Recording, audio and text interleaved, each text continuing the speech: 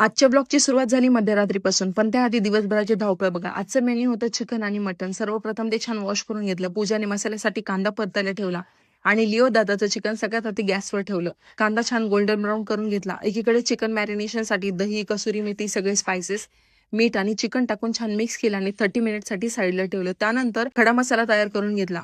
मटण पण कुकरमध्ये शिजायला ठेवलं.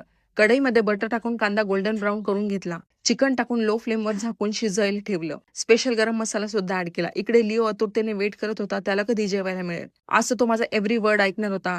तोही मन लावून जेवला. एकीकडे कढईमध्ये मटनसाठी कांदा गोल्डन ब्राऊन केला, मसाले ऍड केले, स्पेशल गरम मसाला टाकला आणि मटणाची उकड टाकली. चिकन आणि मटन दोन्ही तयार झाले. लगेचच जेवायला घेतलं. जेवण तर छान झालं, म्हणून बाकी काही काम पेंडिंग ठेवायचं नव्हतं.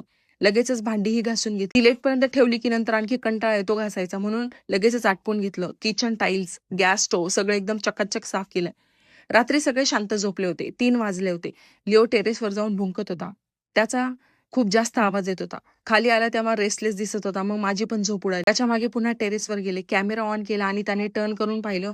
त्याचे डोळे चमकले आणि मीच घाबरले. समोरच्या टेरेसवर काहीतरी होतं. सस्पिशियस होतं. मांजर होती, वेगळं काही होतं हे कळालं नाही आणि मी पण जास्त डोकून बघितलं नाही. पण तो भुंकत होता म्हणून मी त्याला एक फटका मारला आणि खाली घेऊन आले. तर असा गेला जमती डे आणि नाईट. उद्या पुन्हा भेटूया. बाय.